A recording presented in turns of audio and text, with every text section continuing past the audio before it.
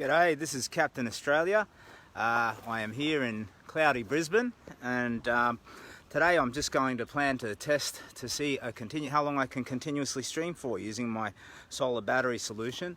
It's a little bit of a grim rainy day, so I may have to interrupt the stream, but I'm planning to just walk 30 kilometers and see if I can stream continuously for 6 or 7 hours just to figure out how best to share my big walk with you. What is the big walk? It's a metaphor for hope, actually, and recovery from cancer, getting up no matter how hard life tries to grind you down. It's in service of a charity called the Kids Cancer Project. I've got a viewer. G'day, how you doing? So yeah, I'm going to walk from Brisbane to Melbourne continuously. I'm going to stop and sleep, but I'll be sleeping rough. So it'll be one continuous journey, no help, no vehicles, nobody there to assist me, just working it out myself. And I will probably take about 10 weeks to do that. Part of that is me walking away from cancer, walking towards healing. So it's overcoming my own fight with a stage 4 cancer. I had walked once as a child from Brisbane to Sydney, and that was to escape a bad situation. I needed that hope again. So that's what my big walk is about personally. But more importantly, looking past me, it's in service of an awesome charity called the Kids Cancer Project. So they have a mission to resolve pediatric cancer within our lifetime. For Aussie kids, there's 950 a year diagnosed, 200 a year die. The global numbers, I shudder to even imagine them. So today, I'm just going to set this phone up, streaming on my solar battery solution, and I'm going to take a lovely bushwalk. So I'm at the bottom of a place called Mount Coutha. If you're in Brizzy, you would know it. It's pretty iconic. There's a lookout up the top. There should be some magnificent views. And I'm just going to see if I can stream continuously for 5 or 6 hours and take a nice long walk today. I'm in my heavy gear. I got my wet weather solution, and my bag is now about 20 kilos or so. When you carry it, you feel it. When you carry it in your hand, you feel it, but when it's on the back, it's awesome. The technology that they use to, let me show you, spin around, mister. Why will you not spin around, Mr. Camera? Here we go. So this is the pack. When I lift it up with my hand, let's see. Oh yeah, that's not light. So that'll be about, I'd say 15 kilos. Wind drag with this big banner thing is a bit of a factor. But yeah, on the back it's fantastically light. So it's a military pack, and the way that they distribute the weight is just phenomenal.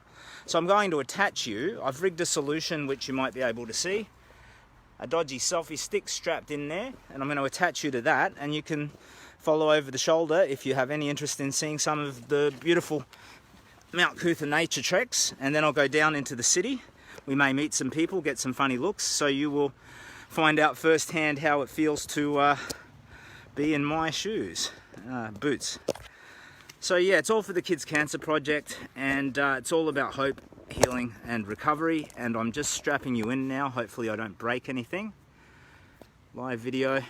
And this video is going to go for, hopefully, if the solar power battery holds out, 6 hours or more. So get some popcorn or play some soothing music.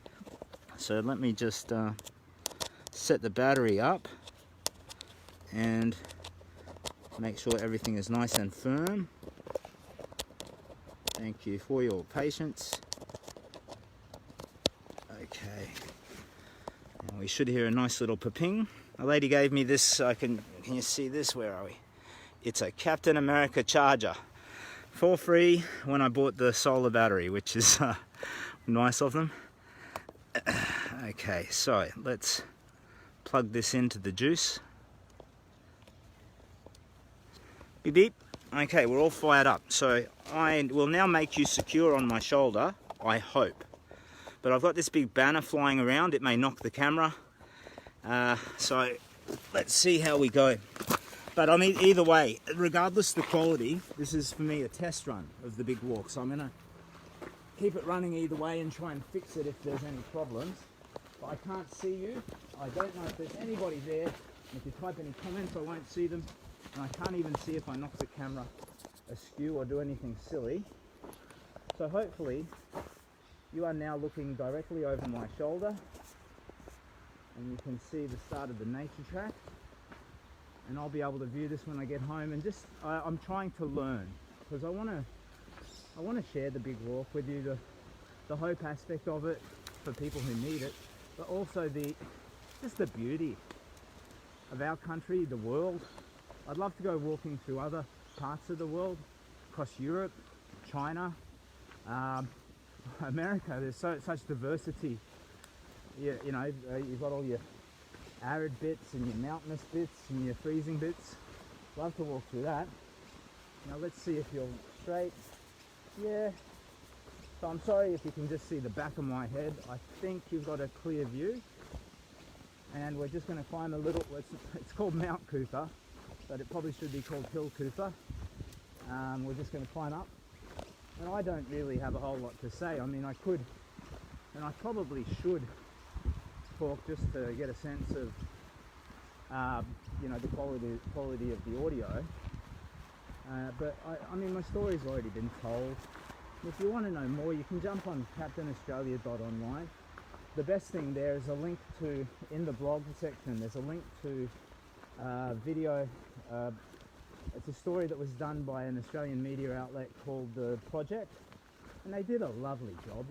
They gave me a lot of dignity, I think, when telling my story, and I think it captures what the big walk is about pretty well, and what I'm about. So it's an old dry creek bed over there, and this is apparently an area for natural butterflies. I sometimes walk through here with my kids. But yeah, if you want to know what the big walk is about, that story probably captures it best.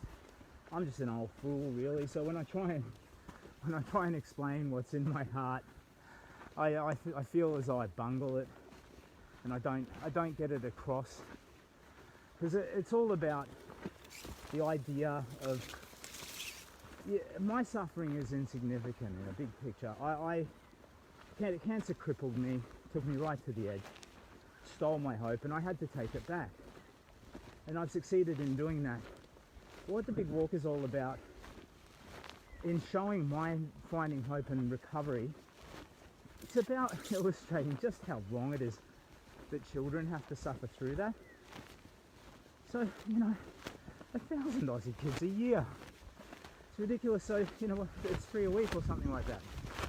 And it's not just the children, but their families, you know, and it's not just the fact that they're going to have to face up to mortality, but it's also what happens after.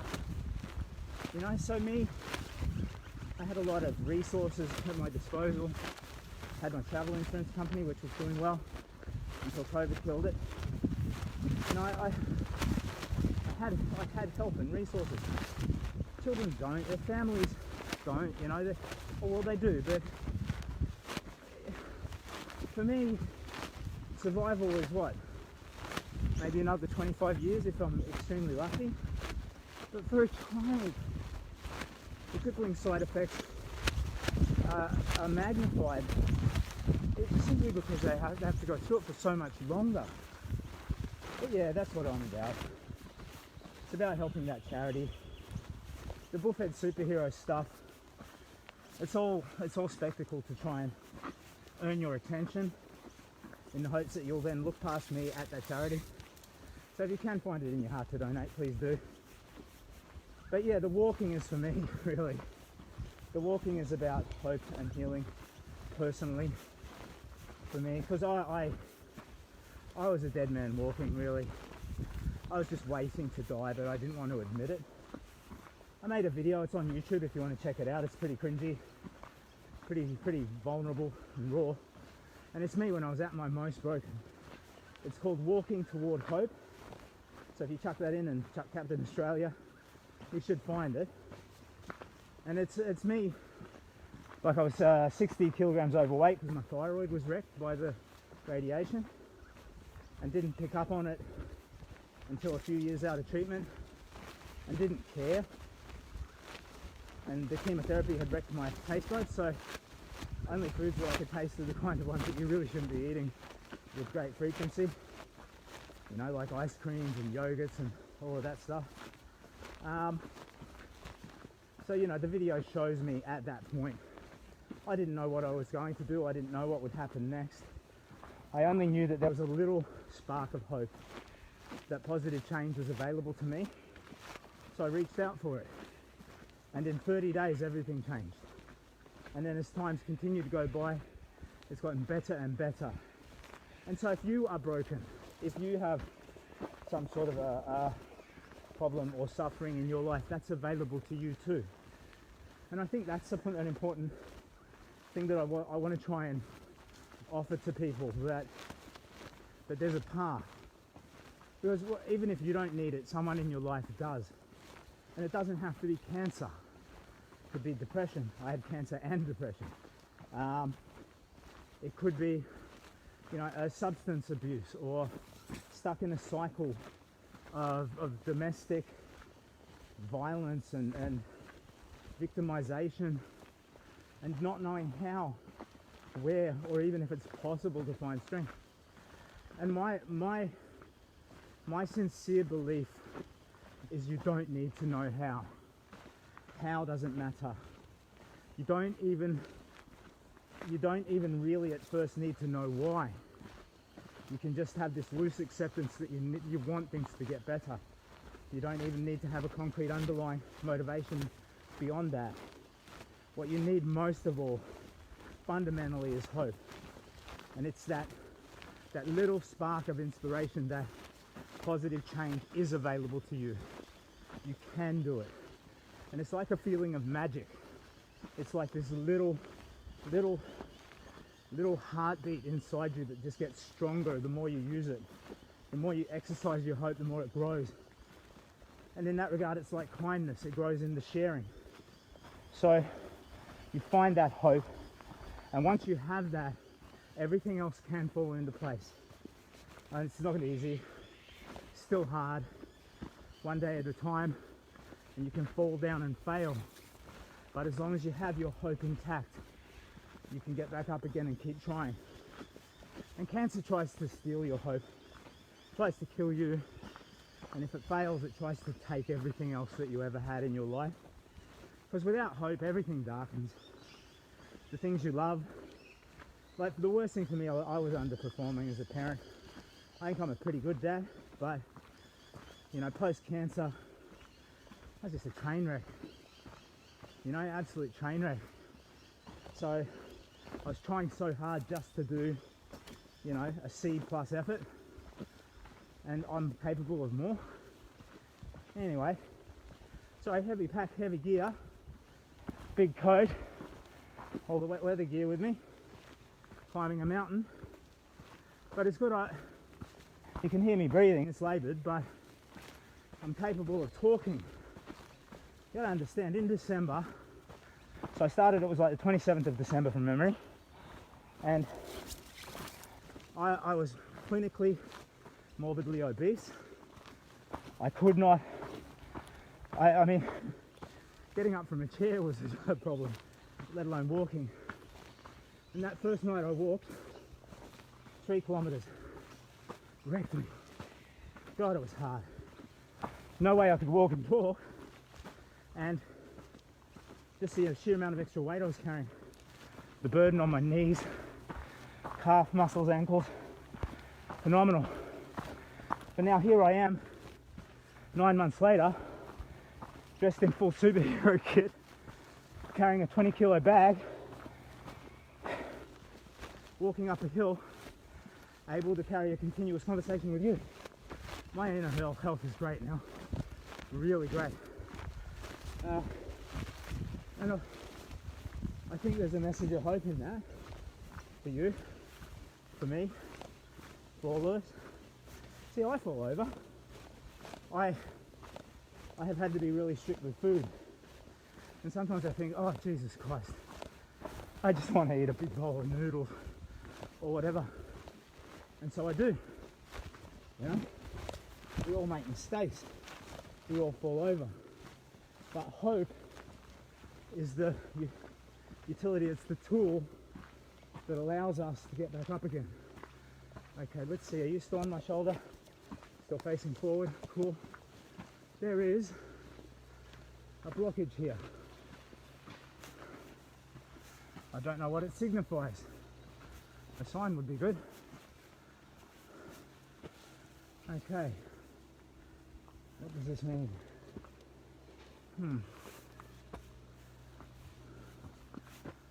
I think they're good. They're clearing trees and stuff up there. I think they're lopping trees or something, mate, so they've blocked this path off. Yeah. You know, is there an alternate path to the top? Or would you just push through and ignore the... I've done it before. I mean, how much trouble you can do, really? That's probably a good point, yeah. I'm not mental, by the way, it's a charity, yeah. No, cool. Are you intending to go forward? I might follow your example. I'm always intending to go forward on my way. That's a great attitude to have, buddy. Okay.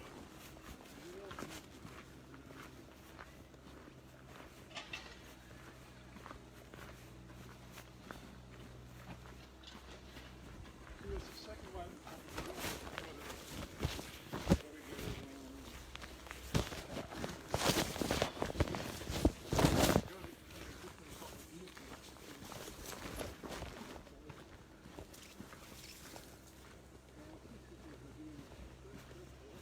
Yeah, and the path is sort of wet.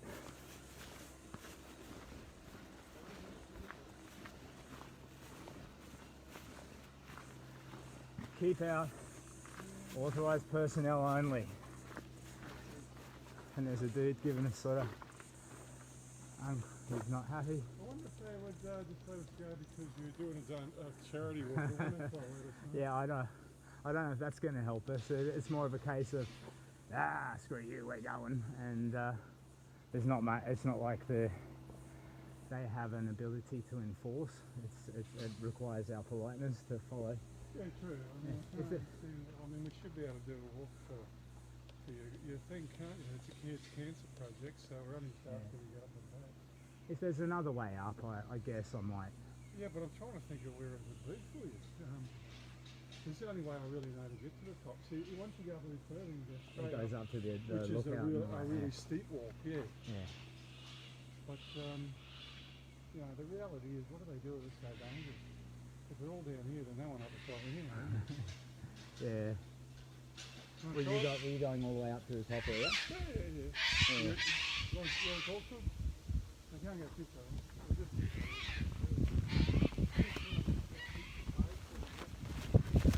If it's alright.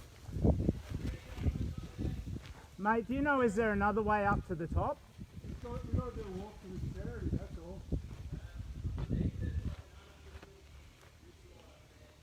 Are you guys just working this 100 metres? Is there any chance we could just scoot past you real quick? Oh mate, we'll go around the outside. Without stepping on the path here? You haven't mixed any concrete in there or anything? Is there any chance we could just scoot past? Oh, you're a legend, mate. Thank you so much. Anything bad happens except full liability, buddy, so thank you. And sorry to disrupt your work. Appreciate your patience on it, mate.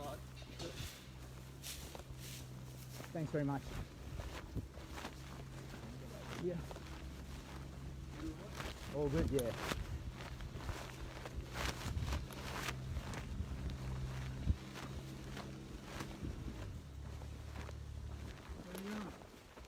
Yeah, sorry mate, we respect what you're doing, don't mean to be dickheads about it. He just said it would be okay if we quickly scooted through, so thank you for your patience. Sorry? Weed out there. Yeah, cheers. So the Kids Cancer Project, I'm going to walk to Melbourne at the end of the year. Oh yeah, well good ones, lockdowns all over. Yeah, touch wood. Hopefully that'll clarify. How much do you do per clip? I think my average pace is like 5 or 6 kilometres an hour. Yeah, but now how much do you do per kilometre, or do you pay up front first? Oh, it's just relies on people doing it. I'm just a walking billboard. Yeah, right. So it's not. Yeah, it's not a. Yeah, it's not like a swimathon or anything that they had at school. Well, no, this fellow here can go.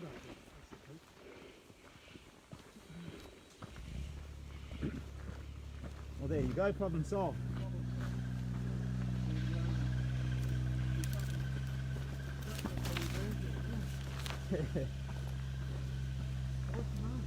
I'm Simon, yeah. Sorry. How you doing? Nice to meet you. Cheers, mate. I always ask for Yeah. Don't ask for. It's better to ask for forgiveness than permission. Is that the one? Well, it's easier to give it to Yeah. because I always say no to that. Yeah, I think that's human nature, isn't it? No matter how reasonable the request, you're more often to get a bit of resistance up front. But if you do it and smile and say sorry, What are they going to do? These guys don't care.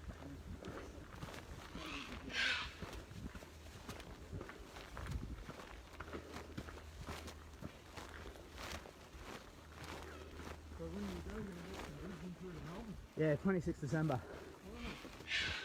Quick summer, eh? Yeah. Well, I did it once as a child, as far as Sydney.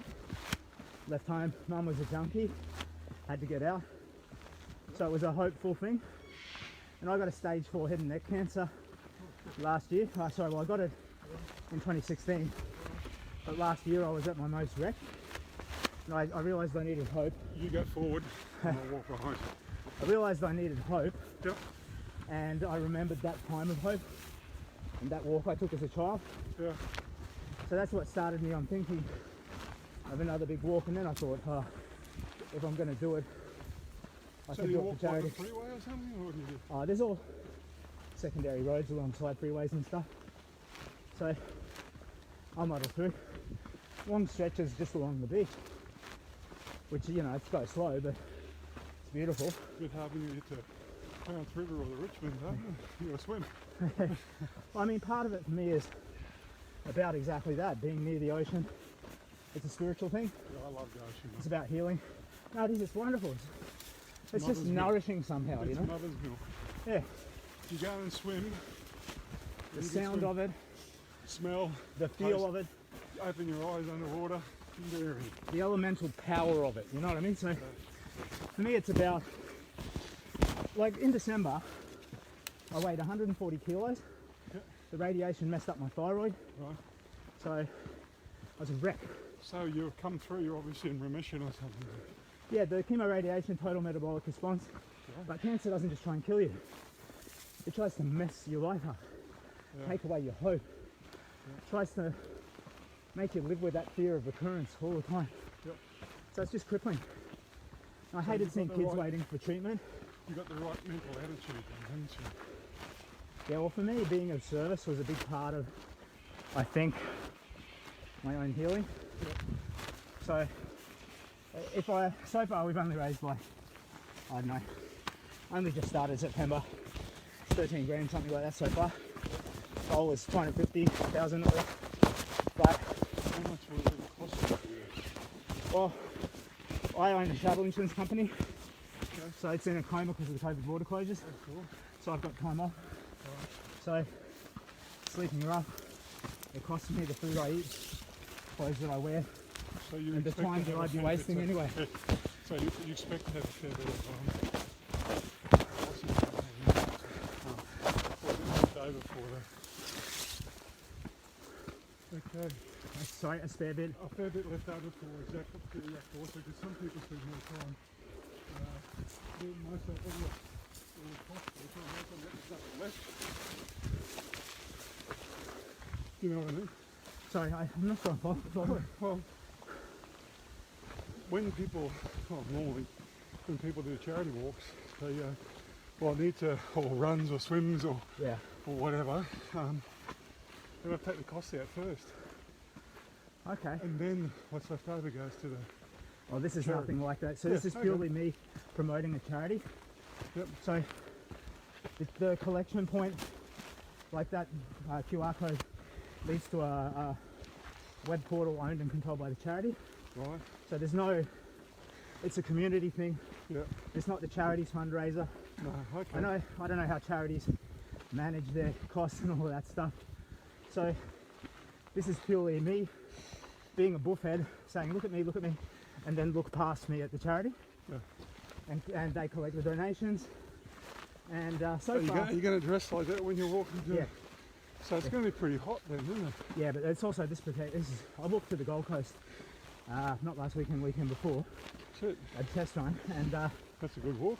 yeah, I came a bit of the way back too, so I did about 100k. How long did that take you? A weekend? Full day, 24-hour cycle, I mean. Wow. So I took a little rest. So you must walk at about 15, 20 kilometres an hour, do you? No, it's over a 24-hour period walking continuously, so I was actually going pretty slow near the end. So it's about 5k an hour. Okay, which is about 100 k's. Yeah, fair enough. Yeah. So had little rests here and there as well. Yep. And yeah, so if it was Did you get continuous tired march, by that'd be then? sorry. Did you get tired by then? Oh yeah, I was wrecked by the end. Okay. So at first I was making good speed. By the end I was probably going 2 or 3 kilometres an hour. Oh shit! Because I made the mistake of resting sort of near Dream World for like an hour and a half, Right. and it just cooled me down a bit too much. Yeah, you have to be careful of that. But I learned a lot. Do you, when you went to Sydney, when did they hit the wall?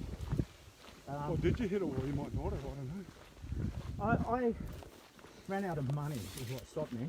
So I actually didn't get all the way to Sydney. I got to a town called Gloucester, which is I about, don't know where Gloucester is. yeah, it's Central Coast there. yeah, a bit sort of northwestish or northeastish or something, like 100k out of the city, I think. Yeah, and That's a hell of a walk. yeah, so I walked like 800k. I was Absolutely. a young dude, 15 years old.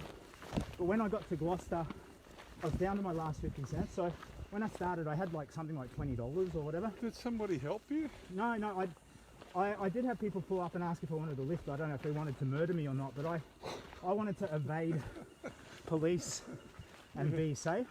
So I was just like an under the radar, like a street kid that just sort of hides, you know what I mean? Yeah, fair enough. So I slept under bridges. I woke up under a bridge near Ballina So did you have with a snake curled up in my back.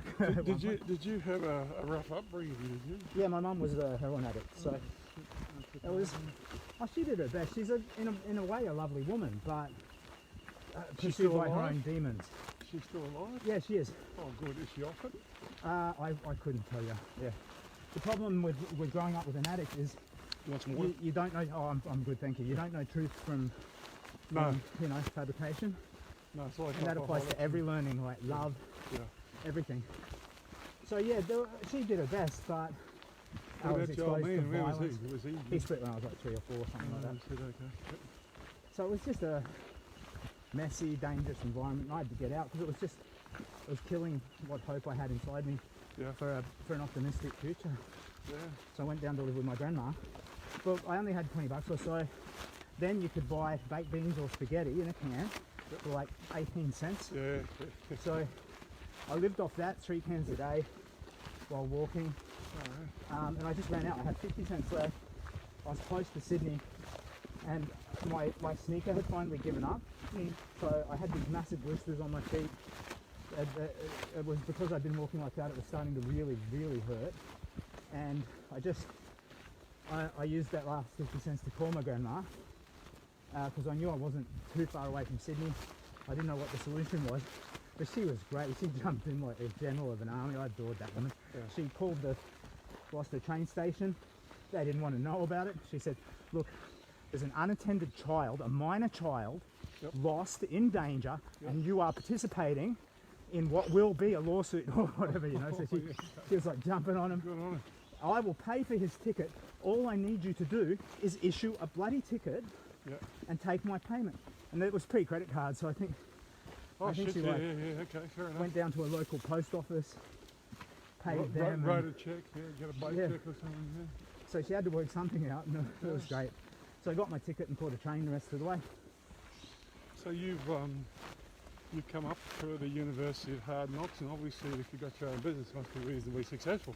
Yeah, oh, when I got there, so I got a job straight away when I got there at a nursery for plants. Yeah. And yeah, my grandmother, like my grandfather, he was a brute of a man. He was a Frenchman caught in the occupation in World War II, escaped, did some really bad shit, and he used to beat up my grandma. When I got there, that stopped. So I forced them into kind of a peace. And I think that's why my mum was so messed up, because he was. So it's hurting people, and it becomes a cycle. But yeah, when I got down there, they were both. I've always been clearly like a smart person, despite all of the bad decisions that I make. And Mate, don't beat yourself up about bad decision. I've made a fuck like that too, don't worry. well, any evidence to the contrary, park aside, I've got my intelligence, and they my grandma and my grandpa said, look, you need to go back to school, Simon. Yeah. So they did, and I wrote and got Oz study. I was able to become an emancipated minor, Yeah, yeah, and I was able to pay them rent. yeah. And then, So what did you study? well, I finished high school was the Yeah. first thing, because I was only 15, 16. And then after that, I came back, my grandmother died, and Oh, bugger. I came back up to Brisbane, and I just spent several years just doing crap jobs, cleaning my quarters in the valley 6 nights a week. Right, I used to, when I was going through uni, I kept shelvers. But yeah, I was able to do like the equivalency stuff at night school, Oh, good. because it disrupted my last year when my grandma died of high school. So I got that.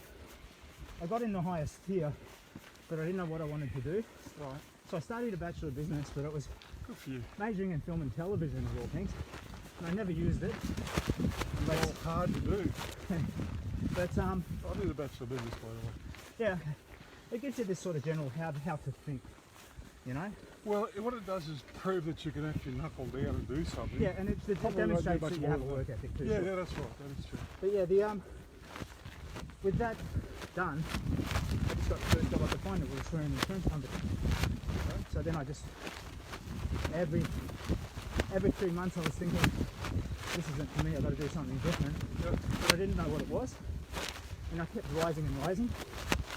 So by the end, I ran e-commerce for Allianz Australia, Oh, yeah. and it was a very tricky job, and it was more than within my abilities. So I was just coasting. So you were cruising, Yeah. which isn't good for you. No. Well, you can for a while. So I tried to think about what I needed and just love. So I found it, married, had 3 kids, Oh, well done. started my own business, got cancer. Yeah. And that's about it. Okay, but you're still here. That's the main Yeah. thing. And that's what this is all about. I'm still here. So you've been in remission for how long? Oh, technically I'm cured. Oh, well done. As at the 5-year anniversary of 24th of December this year, that's when the Shit, brilliant. radiation oncologist, lovely doctor, Do you have to ring the bell? I don't know. I don't know how it all works. Because you live under threat of recurrence. But at that 5-year mark, my risk of recurrence dips to just slightly above the normal population. Yeah, that's true. It's very good. That's very good for you, isn't And the reason for it is I've had chemotherapy, I've had these toxins, so they predispose you slightly to future cancer. it? Yeah. Pardon me. I don't have COVID this time. Mate, Dry mouth. I'm probably vaccinated. I mean, you got a roll of dice in life. Yeah, it was all done a little bit. Just sitting under the table and something about alcohol, but I really seem to have taken this out of hand. Yeah. I mean, I'm saying that to older people like you and me, I guess. Sorry, I shouldn't put you in the same category as me, but How old are you, mate? 60.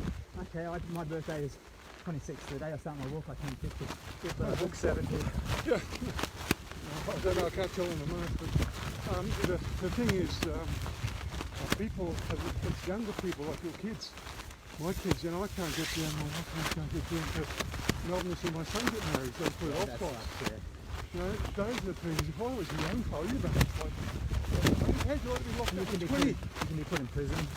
It's insane. Like, at the end of the day, none of us chose to be born. We should have the right to face death how we want to and risk how we want to, as long as we don't hurt others. But the argument is we're indirectly hurting others because we cripple the healthcare system without being responsible, blah, blah, blah. Yeah. It's all a slippery slope. But I do get concerned about our willingness to surrender personal freedom. Oh, me too. But I think one thing I like about Australia is, mate, if you want to stop, let me know. I know that I got caught on a tree with my One thing I like about Australians is that we're happy to pull together to try and beat it, you know. And Yeah. I think the National Cabinet was a very good thing. I think everybody wants to do the right thing. Yeah, they do.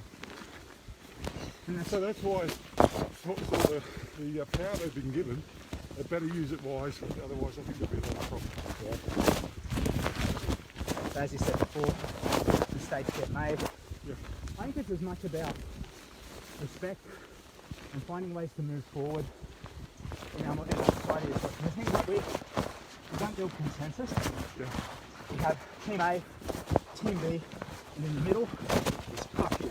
You know what I mean? Well, it was never like that. You know, people should. I think we've lost reasonableness. Yeah, I agree. And sorry, I don't know if you're on social media for 18 months. I won't go back on again to Twitter. People aren't reasonable anymore. No. In fact, they don't know what they're talking about, but they're happy to talk about it. Yeah, there's my side, and then there's the wrong. And Your the way problem or is the highway, that's right. the opinions, you can't even prove to me that you exist philosophically, you know what I mean? It's just, it's all relative. We're all in the same spaceship Earth, trying to live our lives. And at the end of the day, opinions are like rectums. Everybody has one. Exactly. They can get messy. Yep. We shouldn't look at other people's too closely, you know? And That's a it good can be idea. unhealthy to compare them. Yeah, I like So- that. That's a good analogy. So the main important thing is to respect and acknowledge that everyone has one and they're entitled to, and they need to eliminate from it. Yeah, they're entitled to their own opinions, but the problem is now they want their own facts, and they're not. Yeah, I mean, the real and it's all danger. adversarial. Yeah, the real danger is not the fact they got an opinion, is that they want their own facts and they're prepared to lie through their teeth for it. In fact, you know. For me, it's that they won't allow the opinions of others to coexist. Well, that's true too. But you know, there used to be a time, and being 50, you'd remember this time, when the journalists were very, very respected, and when And they now it's all this bullshit opinion and cult of personality. well, you used to know when you read in the paper, It's that. if it said no, that's right. So, except if it was an opinion piece. If it said it was an opinion piece, well, you just take it out because that's this guy's opinion. Yeah. But now, Everything all the else had articles, to have the who, what, where, when, how, and that's why it. of the story. That's right. That's not the case anymore. Yeah. A lot of them just copy what's on Twitter. And what's on Twitter is bullshit, really. Well, we have to face the fact that the marketeers are ruling the world, buddy. Yeah, well, have you ever read Karl Marx? Any of Karl Marx? Das Kapital? Yeah. Okay, first 200 pages of a 260-page book of crap. Okay, that's my opinion. Say what you like. I haven't read the direct works, but more Hang on. a breakdown of it. Yeah, hang on. Well, the last 50 pages, and I'm a capitalist, I guess, if you like. I found myself agreeing with him Right. completely, because if you just remove the word bourgeoisie and put multinational corporation, we're living it now. Yeah. He wrote that in 1879. You know, I guess it's the fundamentals of human nature. well, it is a fact that that people now, or back then, he was saying capitalism will fall over because it gets everybody, the working class, to be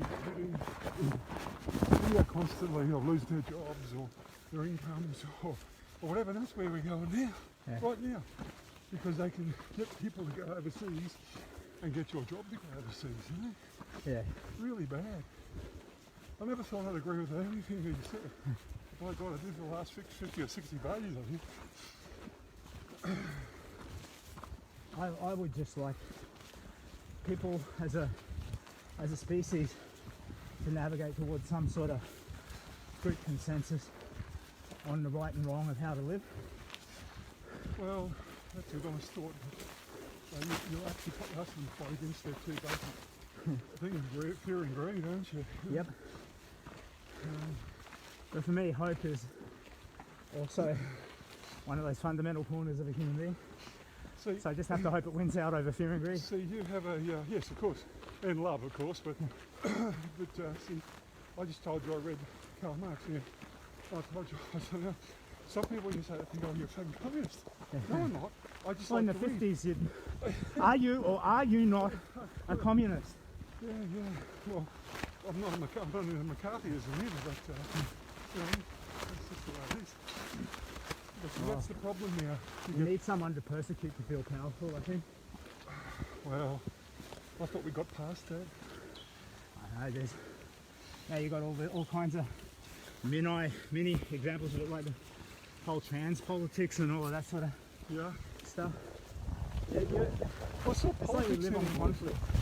It's not politics anymore. We just get time to respect other people's opinions. As I that's the real issue. You don't have to vote for them, but you respect anyone, you know, be they far right or far left. I don't care. You're not hurting someone. So long as you're not hurting someone, that's right. They can say what they want and think what they want. That's what I believe.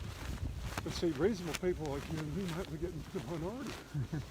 Oh, hey, I hope that's not right. I hope. I don't know. You're probably very correct. Well, you've got 3 kids. How your kids go? Yeah, I think the I've got 3 kids issue too. and the enemy is influence. So as you said, there's this media propagating bullshit, right? That's fed into children. They hear it, believe it, propagate it. But But why do they believe it? because it's told by a credible source, I guess. Well, And- isn't it a little bit the fact that maybe your kids and my kids have a more stable male or someone in there that they respect in their lives who can say, well, look, you know, that's the thing, but, you know, perhaps you should read this book and see somebody who's actually lived this, like socialism or you know, communism. Well, that's what I'm saying. Like the influence that they're receiving has to be, it's contaminated, and it has to be sort of inoculated by wisdom from yourself. Yeah. So I think it's all back to parenting.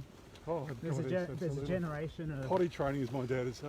yeah, Potty But- training, philosophical potty training, and it's about respect others, respect yourself, yeah.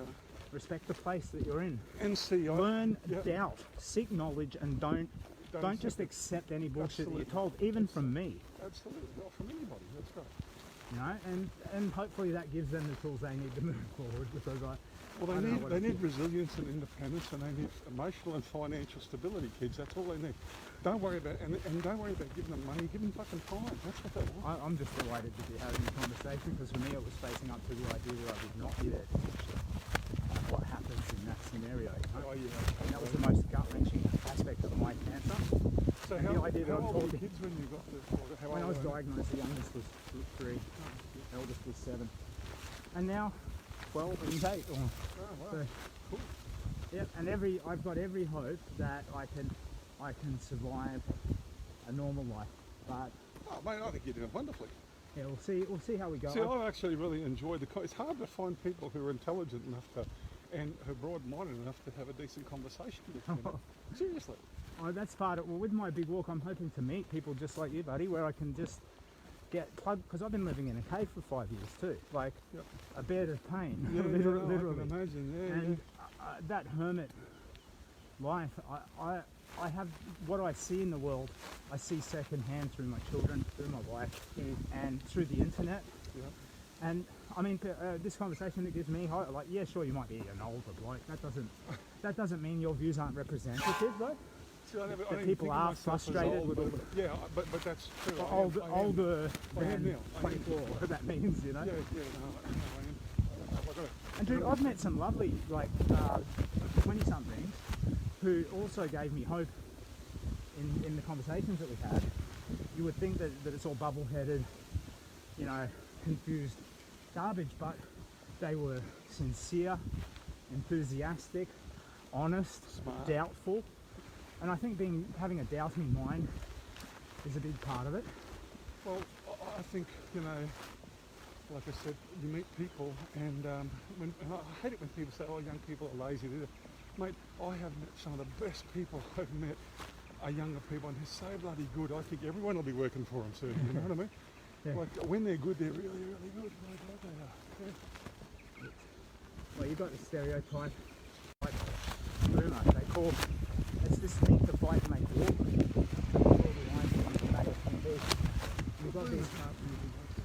We've got these millennials So you're arguing Gen with the X, viewpoints of You're Gen X. Gen X, I'm the end of the boomers. Yeah. That's 60. Right? You get these characterizations based on like the cohort, the year that you're born, which is just nonsense. And the open question to me is whether people are running your own business at your own pace. I found, like my travel insurance company, it's me in partnership with one other guy, and it gives you a lot of power if you can find that sweet spot where you can farm your business Well, I think. and manage your freedom to one side. Well, it's more a bit more like lifestyle. I mean, I don't want to be as busy as I was before. And you know, what do you do? You get more money, you get more tax. What do you get? Takes a little while to get over that chasing the money. If the borders don't reopen, I need to figure out what's going to happen next for me, because we've been living off the mortgage for probably a long time now. Let's see. That's a pretty good get up you got. It's still What's that, a still mate? streaming. It's a Tasmanian tiger, Yeah, Have you walked, Tassie? I bought this at the end of August, and I've just been getting used to playing around, and it's a marvel. The weight this weight It looks like a pretty flash one. here, once it's on the back, slide it with it's really good. Yeah. And yeah, we're still streaming. So this is Brisbane. I'll let you do your The stream. city. Oh no, mate, I'm just. There's an angel on my shoulder, so they know what they're looking at, and that's it. I'm going to walk down into the city, I think, and back from the South Bank. So, Nice to meet you. yeah, if you're going back down, I'll say no farewells. And, yeah, good to meet you, buddy. All the best. Take it easy, best of luck on your walk, eh? Yeah, cheers, mate. All the best.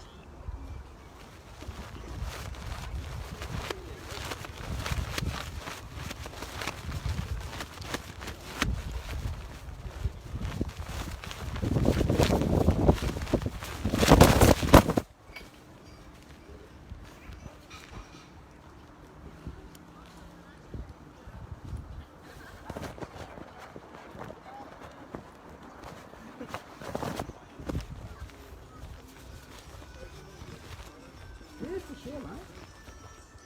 You mean like selfie style together, or just me?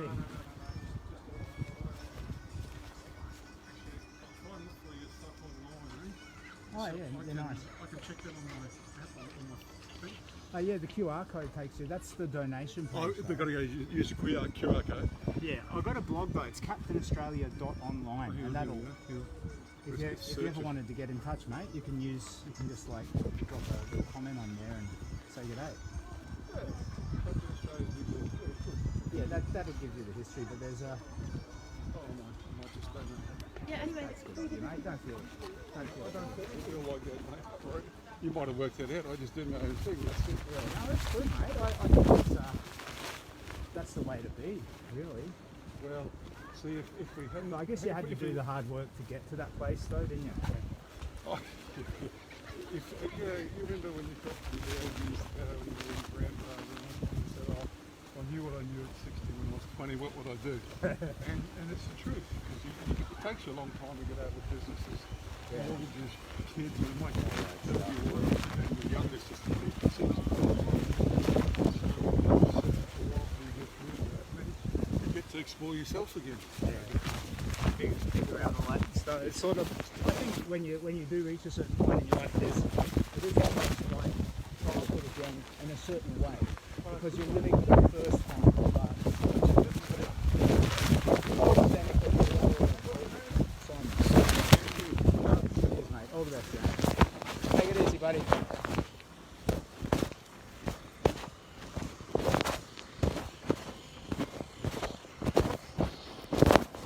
Okay, so the angel is still on my shoulder.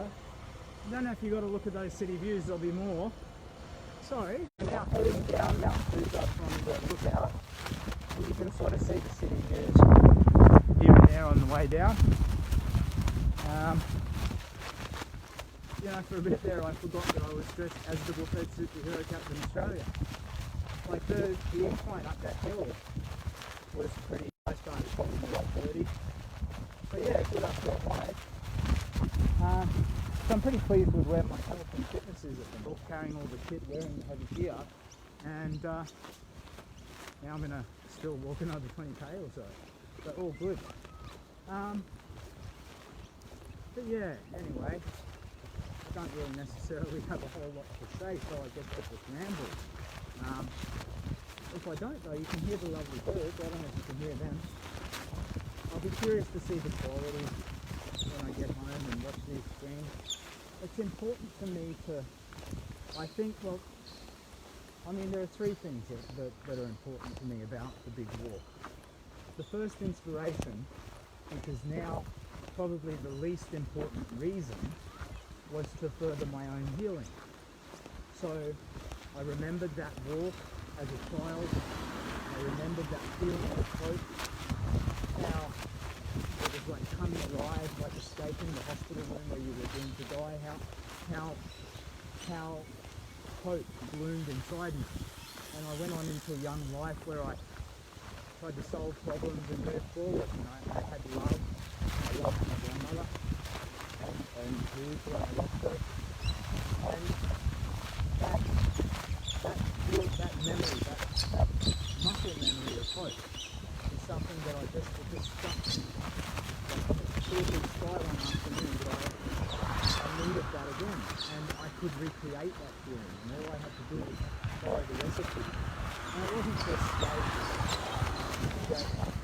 that the first time I had to get out of that house, you know, my mother did it, yes, but in many ways it was a house of horror for a young teenager. And I had to escape, and I became an emancipated child when I got down to Sydney. But this time I had to escape myself, or outrun the cancer part of me. The part that the doctors say has been destroyed, but to me feels as though it's still there. So the big walk is going to be a bit like this actually. I'm on some sort of, you know, road with utes going up and down sort of thing. There's no sidewalks. So we're getting a sense of what the big walk would be like and what the stream in the big walk would be like. If I could stream around the clock and then just have these specific, like a morning update or a evening update, but the rest of the time it's just streaming like a body cam. I was thinking about it's cool. I think you see a lot of the country and disrupting and how they please.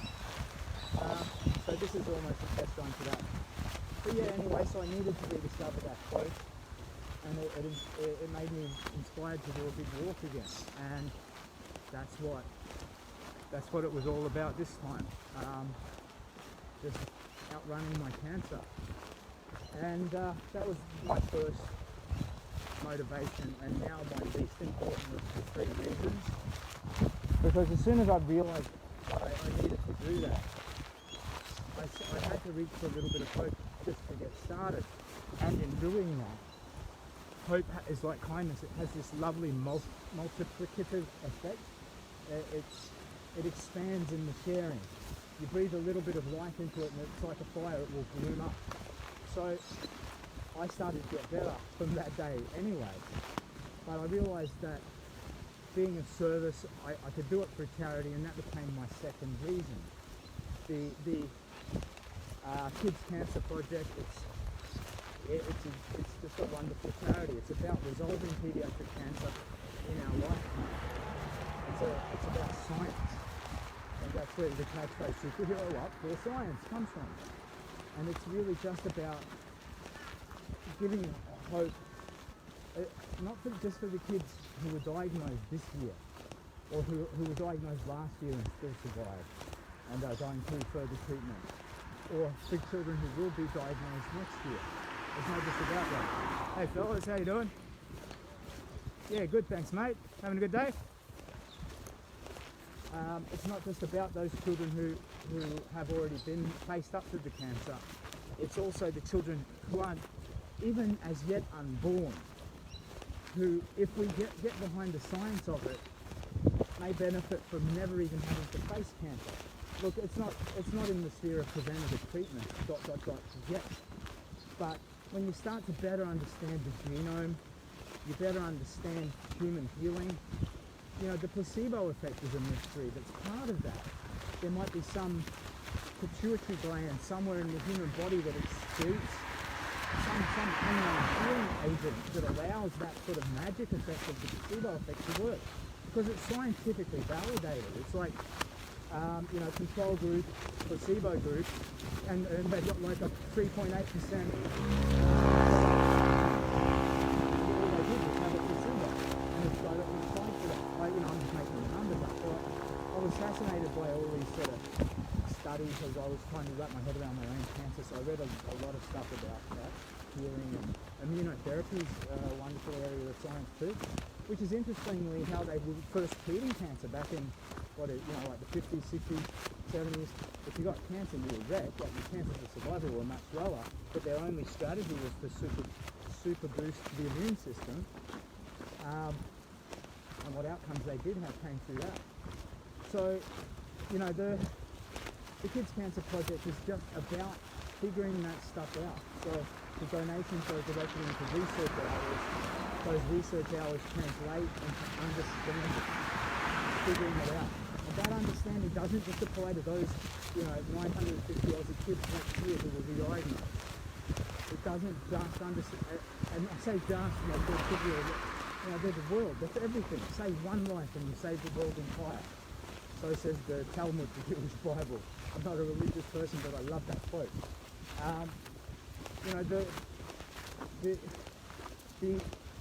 The whole of humanity would benefit from that science. So, instead of getting the next iPhone, drop $1,000 on that. It's money well spent. But that said, easy for me to say because I have no money. Look, the Kids Cancer Project, that was my reason number 2 anyway. And the third reason is something that's only just emerged this past month or so after I started to engage. So people come up to me, either in person or virtually, and they tell me stories about their own lives. And in some cases, there are people who were broken as I was, and they tell me how they were broken. And they watch that video, the shit video of me suffering and slowly finding my way out of it. And there's no great message except hope. Find hope. Hope is available no matter how black it is, how dark it is. Look, I'm in the shittiest situation you could imagine, and I'm finding it. Find it with me. And that's all it is. But these people who got something from that. Like a guy who says he's been able to stop drinking. And he's drank daily, continuously for years, and he hasn't been able to stop. And, he's having a crack. And when he falls down, the idea of that pathway that I tried to show is you fall down and you just get back up again. That's what the big walk is. It's a metaphor for moving forward. So, the idea of that third reason, which I guess it's, in terms of importance, it's my second most important reason. The first is the charity. But this follows that, and that's to inspire. It's in the hopes that my pain can translate into somebody else's hope. That seeing me, this old fool, I'm just a bullhead. People say these wonderful, kind things about me that I don't know how to respond to because I don't deserve them. And hey, I'm humbled, but I'm also, no. It's in you. Because I think what I want to be is a mirror, in a way. You can, but a hopeful mirror, if that doesn't sound too demented. Like, you can see the possibility of hope shaping in your own life when you look at me. So, it's not me. There's nothing special about me, but the fact that I can reflect that possible new vision at a person who couldn't otherwise see it. And that for me is magnetic. That is so wonderful. That's a level of happiness and fulfillment that I couldn't have imagined would be available to me. In the darkest pit of the cancer recovery, during treatment I was fine. I lost my taste, I got all these ringing in my ears, all the new symptoms, side effects, problems, but I was strong because I was fighting the cancer. The thing about cancer is it's insidious. It'll mess you up after the fact. And that's why the Kids Cancer Project is important, because for children, I've got 25 years in front of me maybe, unless we get Android sort of stuff figured out and I can transfer my consciousness. But a child might go 17, So the potential for suffering post-cancer is profoundly multiplied. So, anyway, the idea of helping the charity, most important, inspiring people who need hope, fixing broken things, number 2. Number 3, it's just me, my own healing. And within that, there's this world of adventure, there's fun and discovery. I'm an older guy, but it's like being a born again Christian or something. It's like this going out on a mad adventure allows me to sort of rediscover my childhood. I'm sorry if you can't hear me very well, by the way. I might as well be talking to myself. Honestly, you angel on my shoulder, that's a little bit how I think about you. If ever there's anybody watching this, it could be someone I know and love. But here, now, today, in this very moment, you're an angel on my shoulder. And I'm just talking. So, you know, if it's about you, not the big walk, not the kids, that inspiration, if we talk about that, for whether it's for you personally or somebody else in your life, it's about that feeling of being broken. That feeling that no matter how hard you try, things can't get better. No matter how much you think you learn, you keep making the same mistakes. You keep falling in with the wrong people, surrendering your power to a dominant other. You keep falling down. And every time you fall down, it's just a little bit longer before you can muster the strength to get back up again. And then you just look forward and you see that process cement on itself until you die.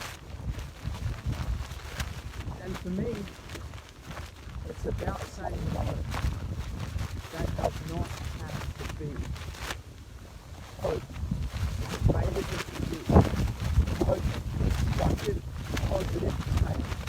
That hard work pays off.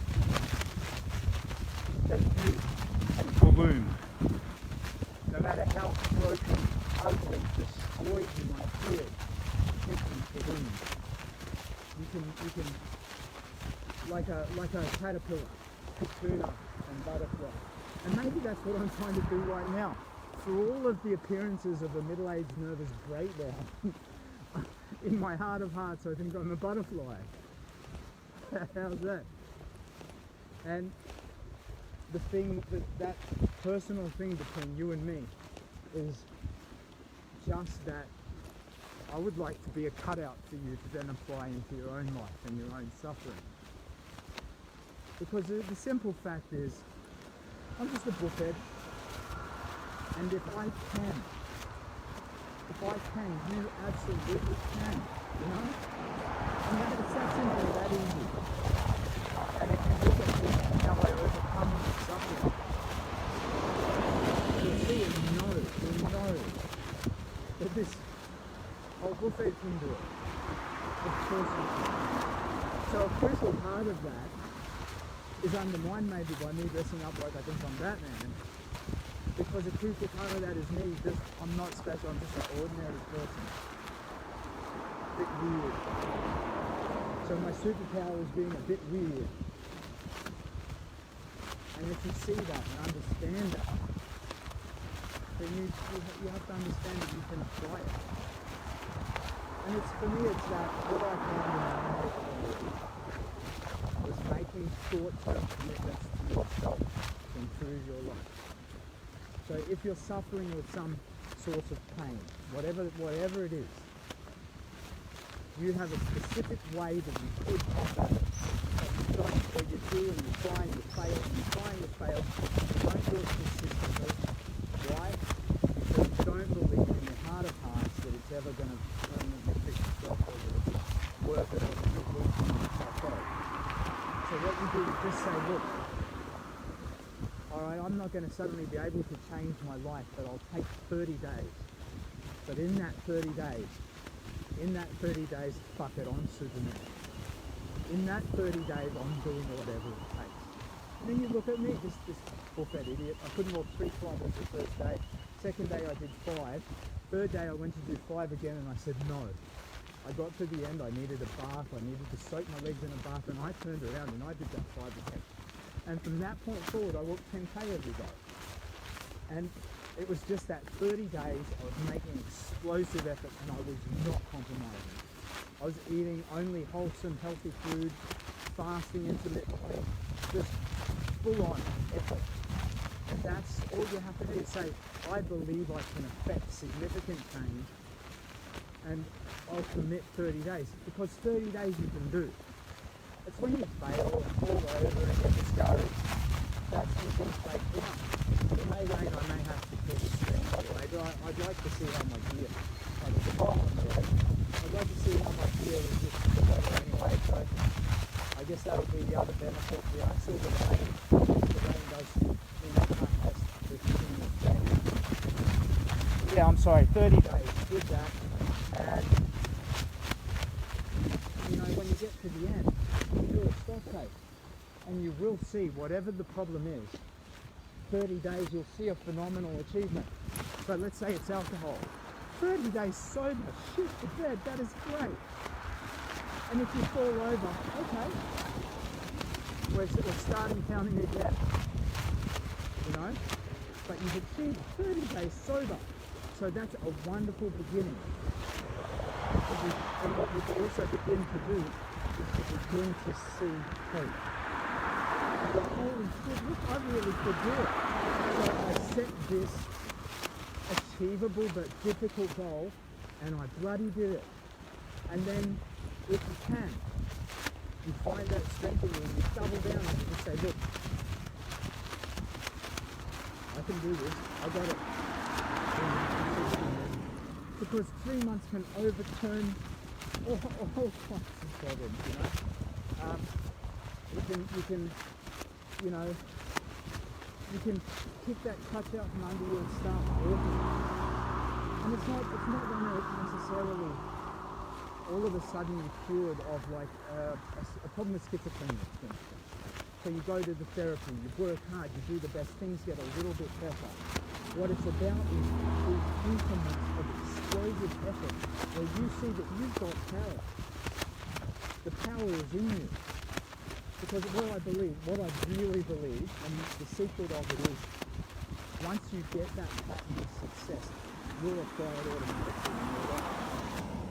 And this is a deeper and more significantly held opinion, but I think all of us, are capable of explosive, sudden, remission type change in our lives that have been characterized by cycles of suffering, futile, stupid, vapid, empty pain. They can suddenly bloom and be constructive.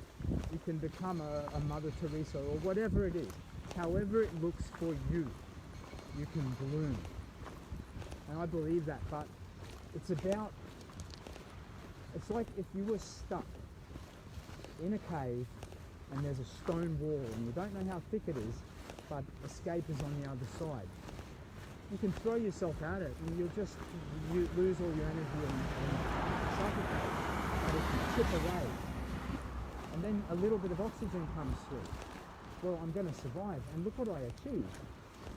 So then you take on a slightly, or significantly harder project, and you expand that circle of effort progressively. And when you fall over, you do it in between. Look, I did 30 days. You know what? I've lost 12 kilos. I'm going to go and have a big old and that is fine, mate. Fall over. But every time, the more you achieve, the less you'll fall, and the shorter those periods of falling will be. But don't undermine your successes, celebrate them.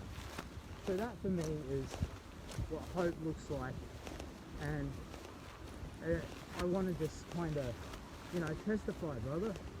I want to help people to reach that, because I'm especially concerned. You see young people these days who like forums on Reddit, they have this crippling anxiety and depression and no tools to solve it. So it's like there's this epidemic of hopelessness, and whether that's purely from COVID or from some deeper underlying problem, I couldn't tell you. But I think it's something that we can combat. So there's the old Buddhist parable that compassion, kindness, is the antidote for suffering. And I believe that, and it propagates and it spreads. And that's mean, that's the thing. Let me see if you're on my shoulder spot. Yeah, looks like it. So I'm guessing you're still streaming and you've been able to hear all of this. So that's what I'm about. Those are the things that matter to me. And one day, oh Spencer, I love you so much. Sullivan, you're such a wonderful boy. Donnie, my man. It just occurred to me that it might be 10 years from now and my sons are listening to this. It's part of why I'm doing it. That fourth part is maybe legacy. It's to share who I am. To try and do something good and show that to my children. So that I just needed the fact that you might be watching. I might be dead and I'm talking to you through time. And you know this. Please know this. Please, and you're gonna listen. I love you so much. With all my heart. I'd burn for you. I'd do anything for you. I love you so much. I wish for nothing else but you to have long and happy, joyful life. And if you've watched my Big Walk songs and if it's given you anything and you're now rewatching it, I hope you got something from it. I hope it was funny. I hope you got some giggles. I'm sorry, I had a little moment there. Not a nervous breakdown. I realised that my future time travelling sons are not watching my phone. But it just occurred to me that they might be in the future sometime. So that was just a direct message to them. Time travel. So I've come down Mount Coutha. We're now approaching Toowong Cemetery. Mount Coutha Botanical Garden. About 12K, I guess. Come down. Now I think I'll continue in the city and loop back around. So I'm going to take a nice long walk. I will pause and check that the camera is still oriented and we're still streaming. If anybody is watching, I'm sorry, I just randomly stumbled in. My name is Simon. I've also been called Captain Australia, Bullfed, one or two other things, not all of them mine. I'm currently on a quest. Right now I'm training for a quest, I suppose would be more accurate. My quest is to walk from Brisbane to Melbourne at the end of the year, 26th of December 2021. I do that in service of the charity, the Kids Cancer Project. Right now I'm just training, so I'm, as they say, getting my K's up. Testing the gear. I'm testing the solar battery that I have to see how long I can continuously stream for. And once I get out off the beaten track, what the quality of the video is like. I've tried to kind of fix you up over my shoulder so that you can see what's going on. Because when I do my big walk, I'm going to pass through some of those beautiful parts of the country, and I would like to share that with you. And I'm also honestly just bold, vulnerable, fat, laugh if you want to, but I'm going on pilgrimage. I'm going for my own healing. So the service of the charity is the more important factor, but it is a quest. I am going to fix myself up to commune with nature, with God, the infinite, whatever there is to find. I'm looking to be near the ocean, which is to me an immensely elemental, spiritual thing, just being near the ocean. I love the ocean. I don't know why I don't have to be near the ocean, but yeah, I want to share in that, so that's what the streams are about. Right now we're walking down Mount Coutha. I'm going to look to the bottom. I'll click. See how the streams have been going continuously. And if there happen to be anybody who is watching and you have any questions or anything, type them up now, because in about 2 minutes I will look and if it's possible scroll back and read. I don't know if that's how it works, to be honest. So part of why I'm doing this is also learn all that stuff so that I know what I'm doing when I actually take the big walk. But yeah, I'll check when I get to the bottom of the shed, and if there's anything that you'd like me to talk about, I'm happy to. But we're getting into more built up areas too, so traffic noise at the bottom. Sometimes my little earbud mic headphones.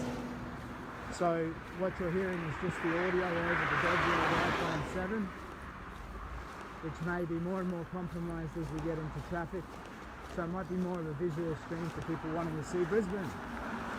Vegas, Brisbaneus Maximus. My town, my home, my people, better or worse, richer or poorer, and so forth. So you'll get a look at the city. You've seen some lovely bushwalking up Mount Coutha, and assuming that I can keep power going through this solution that I have, we will then explore into the city and loop around back along the river and walk home through the suburbs. So I might go quiet just for a little bit, get to the bottom of the hill and see how things are going.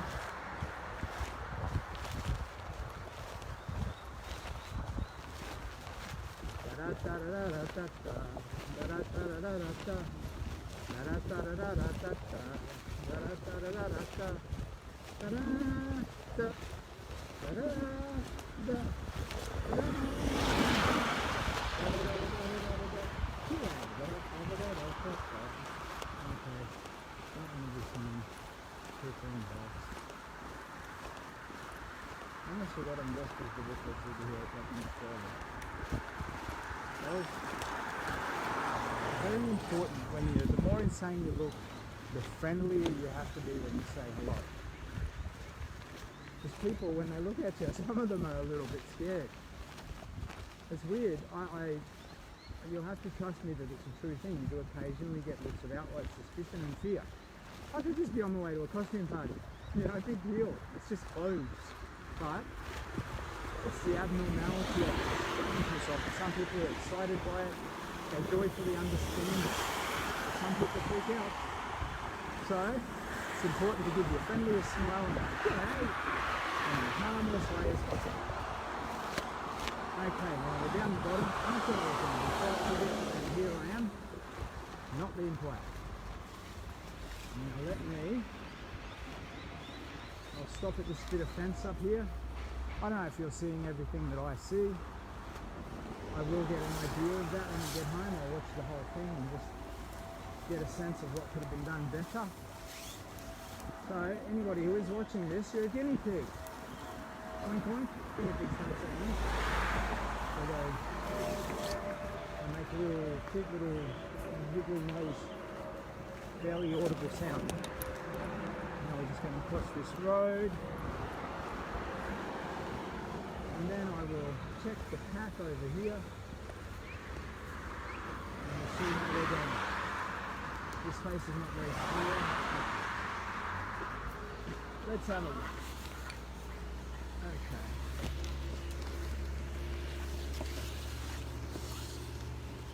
Oh, you've turned a bit. Okay.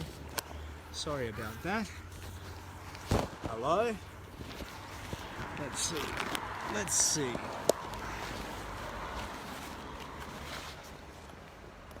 Okay, we have still streaming. Okay, hello everybody. I don't know if you can hear me all right. This is the Mount Coutha Botanical Gardens. Let me pivot my pack around so you can sort of see a bit. I got married here in 2008.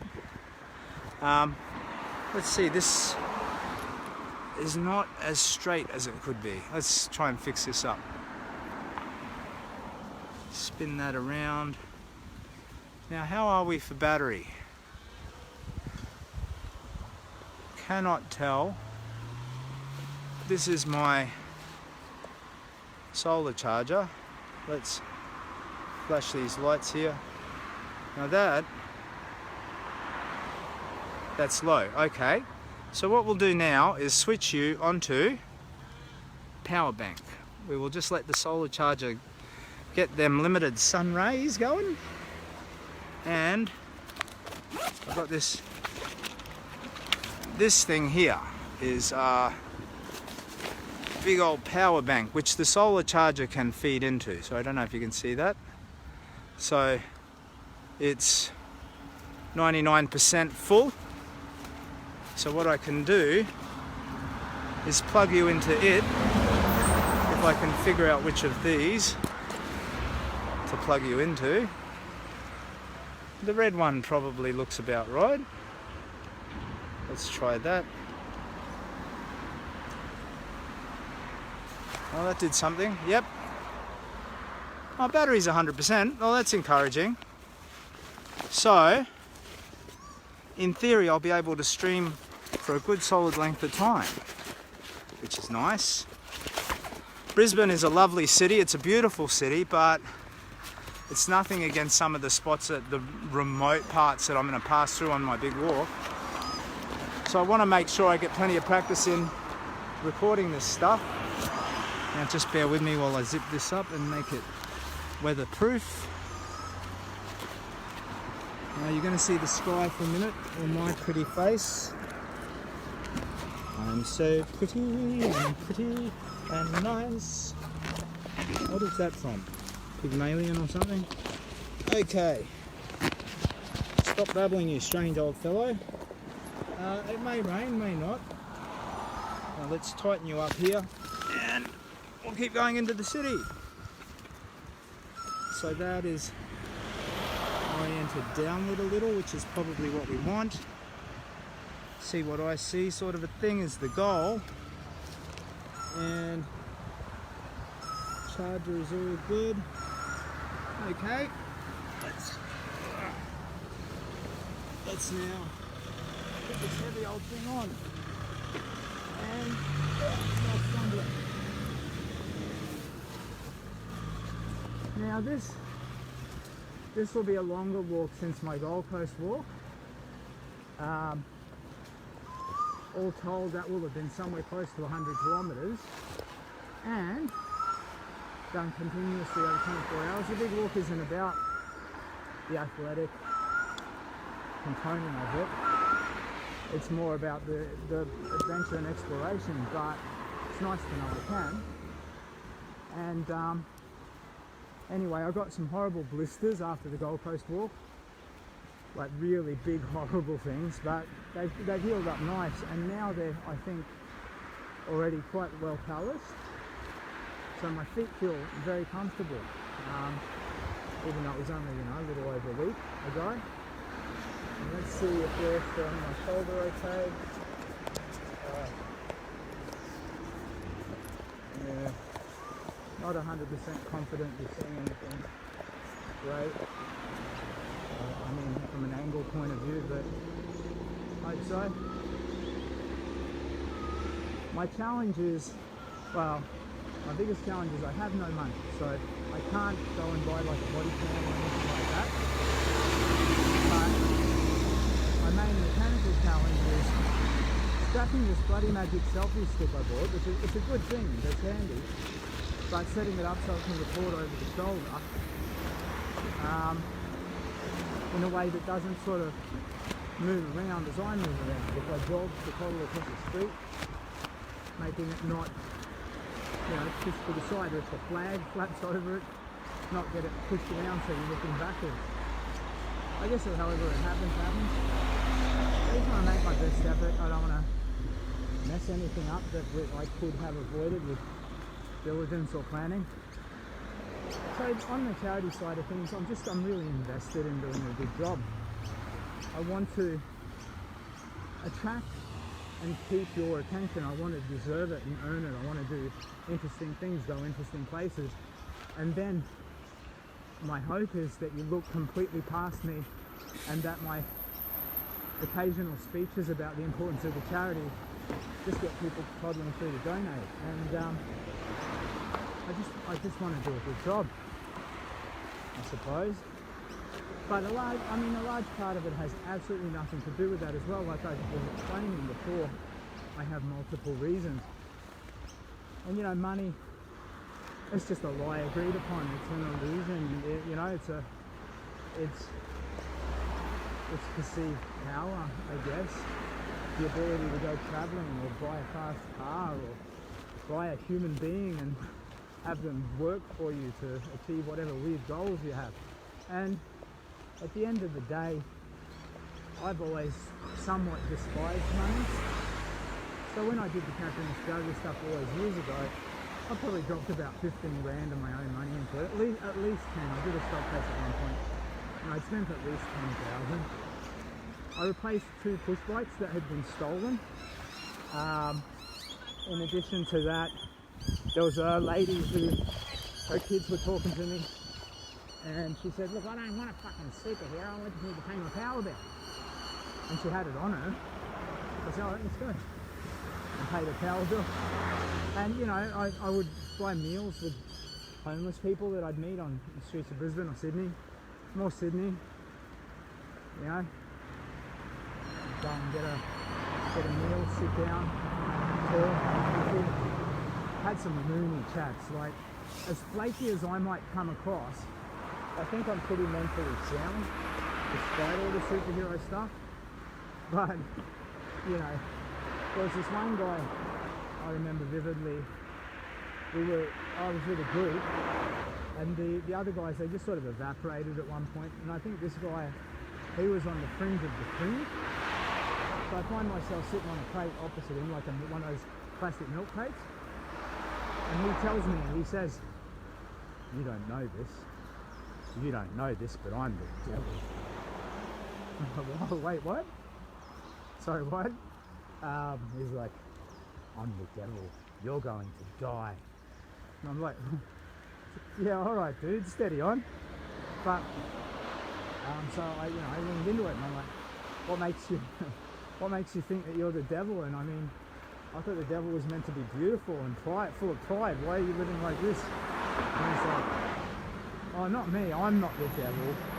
The devil communicates through me. He uses the insane and people with problems with, you know, addictions and stuff and talks through them. So the devil talks through me. And I'm like, oh, rightio then. Anyway, gotta go. And the thing is, as you know, Coutha as that was, who's to say he was wrong? None of us can. So, you know, you've got these extremist assholes in Afghanistan who want to suppress women and, you know, bomb people who believe different things and all this sort of shit. And here I am saying they're horrible when, what do I know? I don't. You know, opinions are like rectums, everybody has one. Try and keep them clean. Be respectful of other people. You know what I mean? None of us knows what the deal is. And maybe any given individual, there might just be random one of us or groups of us who are right. But the more likely thing is you're wrong. Any given group. No matter how well-grounded you think your viewpoint is, you could be wrong. You're a firm atheist, good on you, believe what you want. You're a Catholic, good on you, believe what you want. You're a Muslim, good on you, believe what you want. You know, you have no belief at all. Fine, believe what you want. Whatever you believe, you just can't know, and you don't know. And the more that you think you do, the more dangerous you become. And at the end of the day, this dude may very well have been the devil. All he told me was that I'm going to die. And he's not wrong. The thing about life is none of us gets out alive. We all have to step into that next world, whatever happens when it does, and that's our great mystery. And it's one that unites all of us. And at the end of the day, we have to face up to it. I've had to more than the average person because of my stage 4 cancer. They gave me 6 months. So I know about death. But I don't think we should make that matter to us. That should be the thing that matters least. It's only a motivation insofar as it tells us time, the only resource that we have is finite. I don't know if you can see that. This young woman was killed here on the side of the road. She got run over by accident. That's her memorial cross. It happened right here. Time is finite. Time is the only commodity that matters. The only resource that we have that will perpetually dwindle. No matter what, you'll never get more. You can only sort of give some away by accident by making bad health choices, for instance, and then get it back by making better health choices. You're not gaining that. You're just recovering what was allotted to you in the first place. And at the end of the day, time, what we do with our time should be our most crucial decision in our life. So you're going to die shouldn't matter one bit except in that it reminds us. Time is precious, use it. And I don't think, death and suffering, all that stuff, that shouldn't be our story. That shouldn't be what defines us. I think what defines us is the way that we overcome our difficulties, the way that we reach out and help each other. You know? That's the story. That's what the story should be. It's not, oh, Simon got cancer and he was crippled by cancer. It's Simon found ways to overcome this suffering and find hope and wants to share that with you. You know? And the more we share and the kinder we are, the better the world gets. Because I think most people would agree, there's some weird shit going on in our world. It's darkened.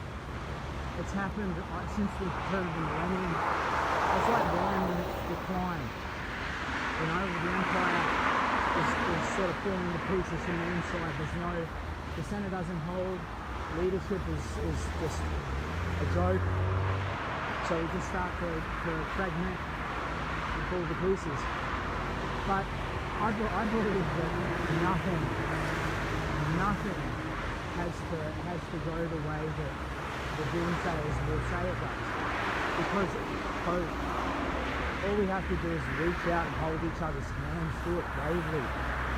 Do it with courage and dignity. You know? Say to one another, look, you matter. I'm here. I don't have much. Just my 2 hands and my time, but if you need help, I'll do my best. I'll probably fuck it up. And I'm sorry if I do. But these days people do not render help for fear of being accused if they fail. You know what I mean? That blows my mind. We don't need to be that. I don't know. It's good to be prudent, to see the consequences and make good choices, but fear of bad outcomes should never motivate you to do something. Hope of a good one, yes. Fear of a bad one, no. Anyway, walking. So now we are at Brisbane. You are still on my shoulder. You can hopefully see the lovely city. And I guess this is something like how the big walk will be. Me walking. A broken glass. What would you? Never mind. I'm headed now from Toowong. I'll probably just zip down Milton Road into the city, loop around back. I think, yeah, I might do a long walk today. More like 40k, I reckon. Feel up to nice, cool, cloudy weather. Anyway, so this is just Toowong Cemetery. Don't know if you can see this. Oh, and there's Toowong Mitsubishi. That's where I bought my car, which exploded a few weeks ago. I took it in at the start of the year because there was a problem with the engine. Took it into the service centre. Can you please fix the engine? No worries, Simon, we fixed the engine. That was $2 grand. Paid them. And just last month, it explodes on the freeway. Lovely bloke, I think his name was Ben from RSCQ, came and rescued me, which is great. Excellent human being. Sorry, we're just on a busy roundabout here. Making sure we don't get run over. It's not just me, it's we. So yeah. great, it's a long Mitsubishi, fixed my engine. And then, explodes, take it in, they look at it, they say, oh look, the engine failed. Okay, talk to me about warranty, who's it, you guys fix that for me, what's going on? Yeah, I know, this is oil sludge built up over 3 years of neglect. Okay, but I've brought it in routinely, annually, for service with you guys over the last 3 years. What's the deal? You know, like, is this problem in any way avoidable? And they wouldn't answer that question. They would say, no, we're not responsible. They wouldn't say if the problem was avoidable with vigilance or diligence. So I'm stuck without a car, can't afford a new car. And you'd think they could just admit that maybe when they said they fixed the engine, they could have addressed that problem. Anyway, I'm not a lawyer, I'm just a bookhead. Okay. So we're headed down Milton Road. Wiggity wiggity. Foodery.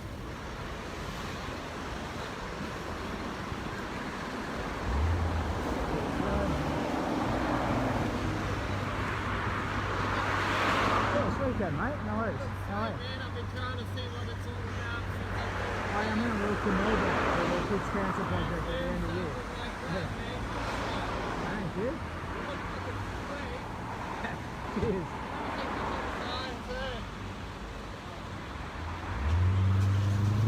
Do you want to get one with both of us, like in selfie mode? Like, Why not? I'm not. Alright. Hey, Captain Australia, nice to meet you. Hey, good on you, bro. Thanks for doing Take good care of stuff, yourself, man. all the best. You too, man. Cheers, man. Cheers, nice bloke.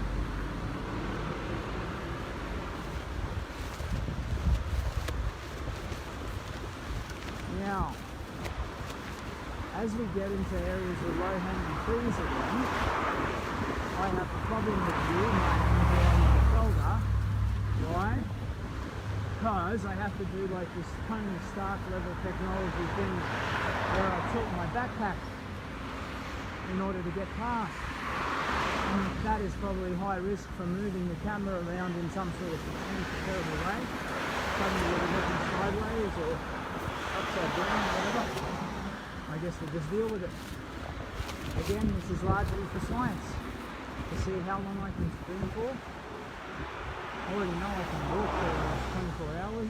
Well, I could have kept walking. Yeah, I've done pretty slowly at the end. I think I've come a reasonably well. I'm like turning into October. What's October going to be about for the big war? So I've got 3 months before I set out. My mission, I think, is to get your support. But not just your support, I need all of your friends. Everybody you know. I think my best vehicle at the moment is that story they did on the project. Like, I thought that was really well done. But I'm not meant to. Anyway. So the story they did on the project was pretty good. And I think that will probably give me a bit more legitimacy, I suppose. Sort of show that I'm here to play and it's for real. You know, but what I need is to have people point out to other people, to have that sort of chain letter effect, you know, pyramid scheme it up a bit and get a level of national interest, because my goal, my heart of hearts goal is to raise $1 million for the charity. I've asked them what would knock their socks off. I think if I got to $250,000, which is the goal, the actual goal of the fundraiser, they'd be amazed and delighted. And therefore I want to multiply that to a realm where they're all sockless. Their socks have been completely knocked off. And it's not me doing that, it's we, it's us. So I guess I just need to somehow translate what I'm doing into that. Look at me, look at this foolish old man dressed as a superhero, but hey, isn't it a great idea? You know, pediatric cancer within our lifetime. We will be missing. So let's just jump on it. So if ever you're taking in, if you're watching this now or in the future, and I'm sorry if you can't hear me for all the traffic noise, I'll get better with this stuff, earbuds and all of that. But yeah, don't just go, oh geez, I already gave $20, I can't donate again. That's cool. Don't feel bad about not donating, please. It's not, this is all for love. Okay, it's my love of the charity, but really us, we can all love each other a bit, you know? Like, I understand, you know, if you would, if you had your cash, you would, fine. Don't worry about it, I don't think ever, when you see those charities out front of the supermarket and they're taking the box, you feel a bit guilty, it's hard to say no. Do that, don't do it that way. Do it our way. Because you're earning karmic rewards. But you won't earn it if you don't do it with an open heart, so it's better to not do it at all. And probably the charity people will give me a good kick in the goalies for saying that. But do it for love. And if you can't donate, if you could like just evangelize for me a bit, you know, say, oh, this dude, he's an absolute educator. But what a worthy cause. We should all check it out. Hey Barry, have you heard of Captain Australia's Big Walk? It's Facebook, Cap's Big Walk, check it out. And then Barry will come and take a look and he'll do the same with someone else. So chain letter it up, if you can. If you can, you've got your communities, if you can go into them and just point them towards the charity, I'd be incredibly grateful. It's one of the best ways that you could help at this point. And again, you don't have to, like if you just enjoy seeing me make a fool out of myself, come to that. That's fine, no worries at all. I'm now incredibly aware as I get looked at by all these people that there's this amplifying effect. So I look stupid already. I'm dressed as a superhero. The fact that I'm walking down the street, gesticulating and talking to myself multiplies that. So if I do anything else, so right now I'm already in like pretty hardcore foolishness territory. So I'm at risk that if I do anything else even a little bit sussy, you know, I might get dragged away. So for instance, I don't know, if there were a pee stain on the front of my pants or I accidentally dribbled, whatever it is, I've got to be a bit careful because the cards are already stacked against me. There's our reflection. Oh yeah, okay, I see you. We can probably see you as well. Wet weather gear on, our coat, looking very warm and comfortable. Okay. Here's Captain Hall, stopping the store. Okay. Lots of traffic now, so I might just walk rather than shout.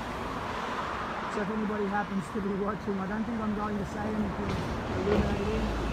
Well, I probably haven't already, but I might go speechless for a half hour or so. I'm going to be streaming until the stream stops. So I could be streaming for another 4 or 5 hours, just walking through my city. Traffic curious to see a bit of Brisbane, get the feel of this lovely city. That's what you're going to see. Okay. Hush, Simon. Okay.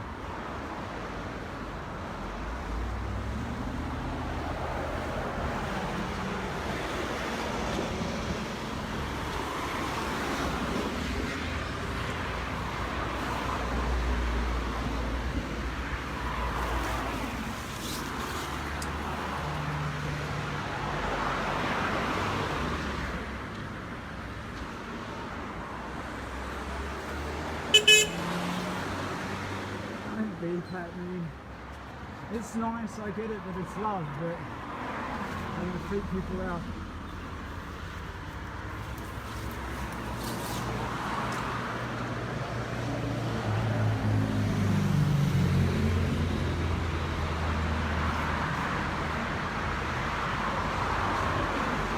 Now, if ever anyone from the team of the project is watching this, thank you so much for your kindness.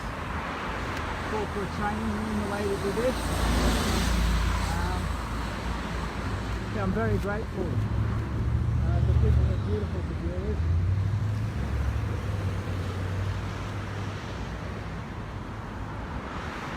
And I think now there's an element of people beeping, not just because I'm dressed like a superhero bookhead, carrying a samurai banner like a confused samurai, but also, you know, every so often there's someone who recognises me from the story. So when they see me, it has that element of magnetism to it, because the story of overcoming suffering and doing of service to such an important charity, that it suddenly just pins up. So it adds that dimension to it when I'm singing, which is great. Okay, we don't have any trees up here. Not good. Oh well. I think we'll muddle around here.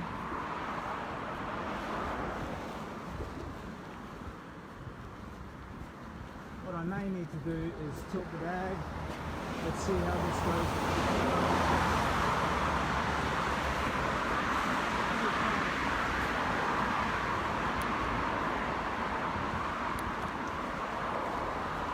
You are now side saddle.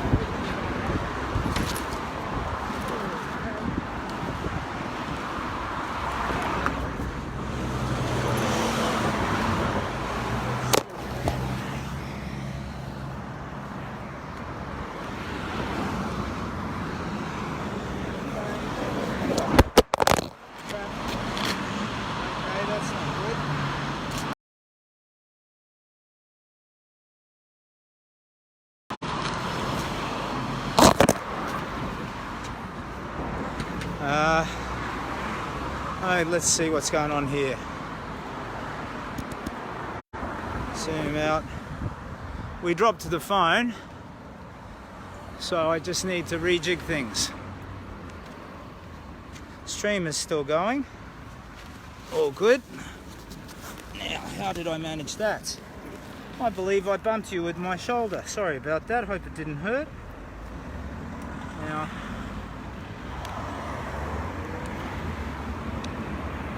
let's see. Previews of the actual big walk, I think. So we will set you up here.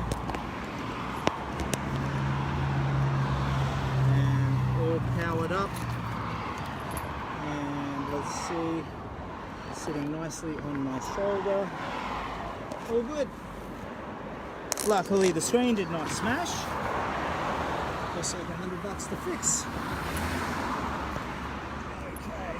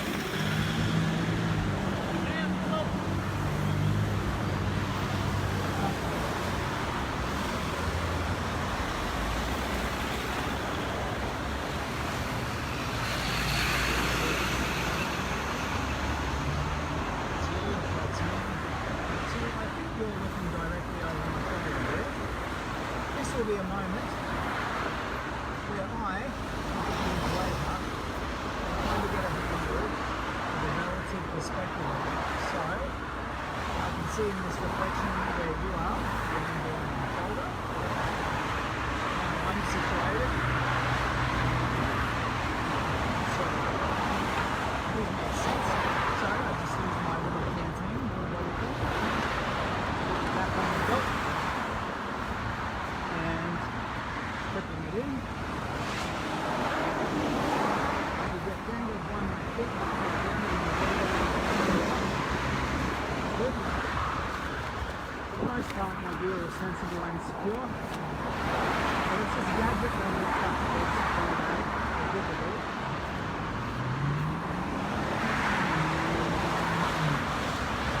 I've got a wealthy gear, once sent me some like analyze forward charging Wi-Fi mic or something. That would just take the whole problem out of my hands. I really appreciate it. But look, I tell you what, if you're a billionaire, drop a mill on the charity, and then people don't even have to walk. Oh, I'm walking, get it. Win, lose or draw, I'm walking. Okay. So, we are now headed through, we're on Milton Road. And into Auckland Flower as well.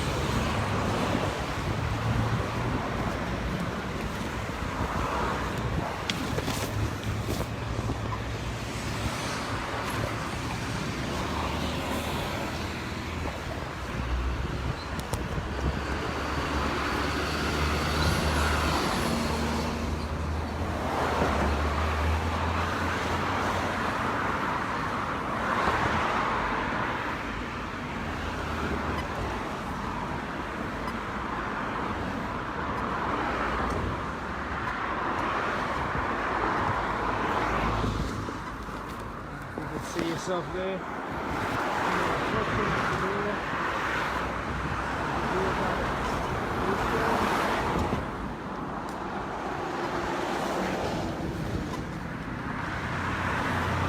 Looks like you're still looking at it.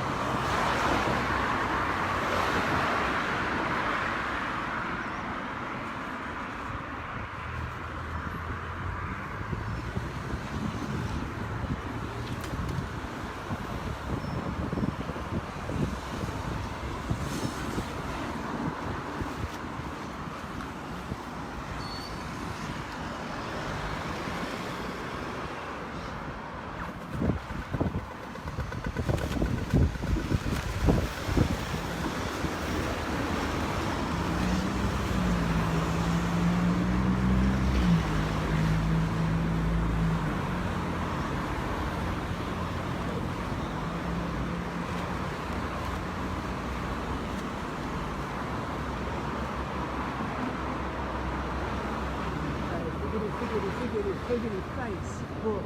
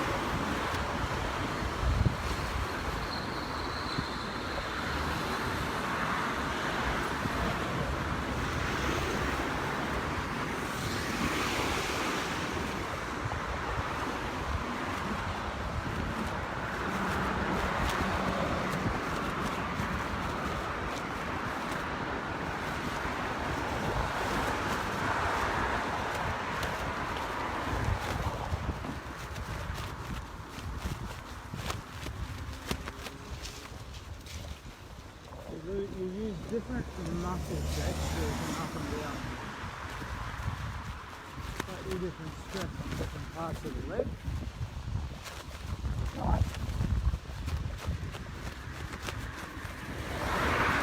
Realising these are little tiny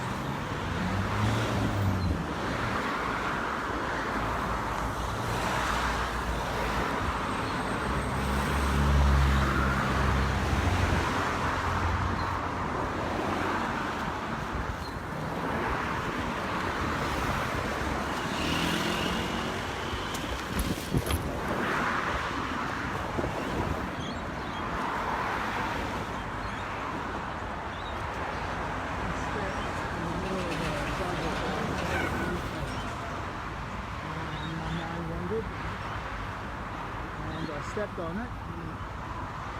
Didn't quite turn my ankle, no good. But I had to gracelessly throw myself forward to recover my feet, which I did.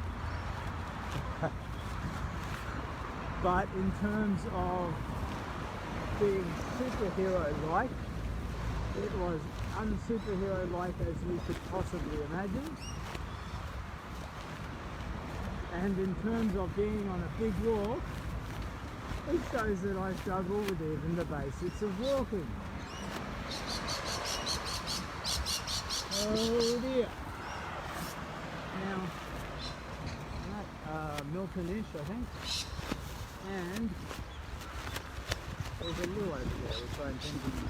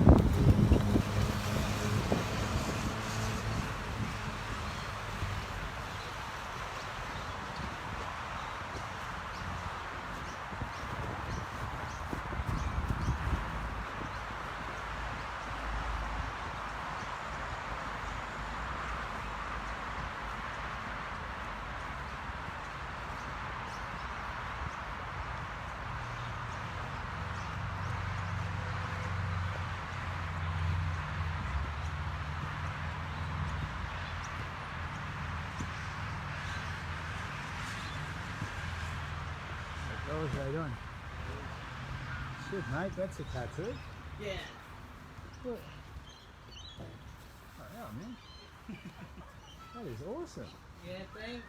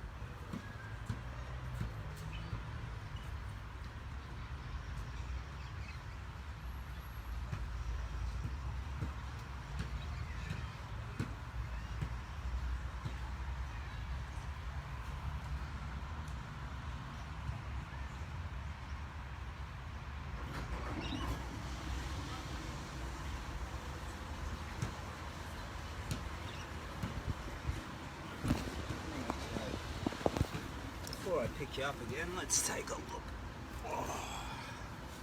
Been walking for a while now. Are we still streaming?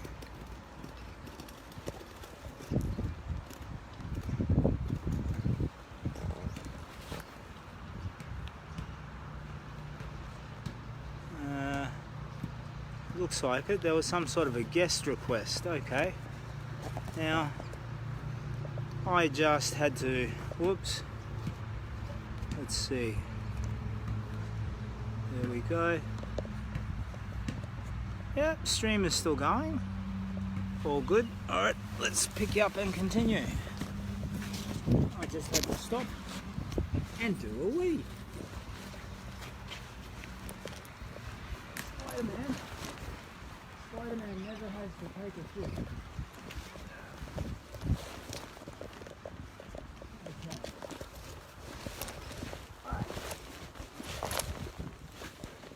Alright. You with me? You good? You're good. Alright, let's go. I think I accidentally touched the button then, so I might double check that you're with me.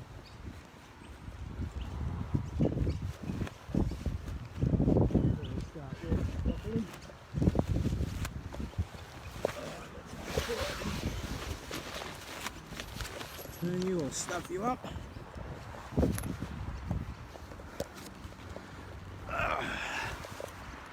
Yep, all streaming, all good.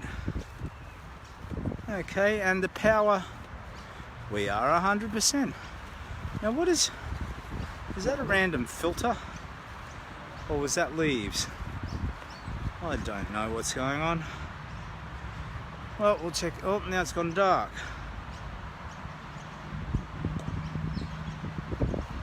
Okay, let's see.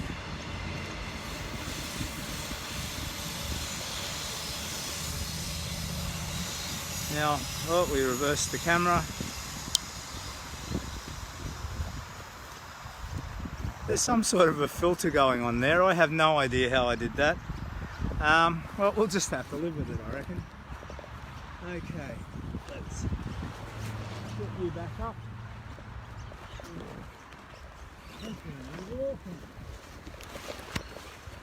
We're not that far from the city now. And once we get to the CBD, I'll loop in over South Bank, do a bit of a loop through the middle of the city, and then walk home. So if I had to guess, we're about 12 kilometres, and maybe a little more, I don't know. And then I'll get another 3 or 4, then loop back. So in total it should be a more than 30k walk, and with the stop starting and whatnot, probably a good 7-hour stream if the batteries and whatnot can keep up with it. So we'll see. Ahead, if you can see over my shoulder, through whatever Hello Kitty filters we've got going at the moment, is the 4X brewery. 4X is one of Australia's iconic brands the beer. We had, you know, Tui's and Foster's and Forex. These days it's all craft beers. Like, I don't know, names like Chili Goats or, you know, Shepherd's Pale Ale.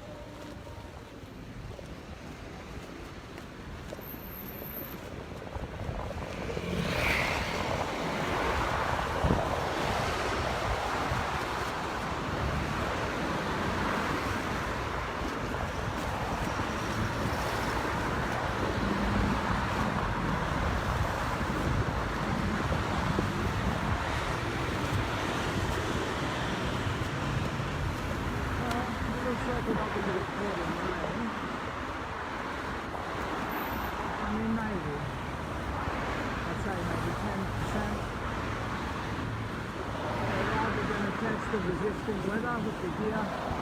This is a test of the duration of extreme.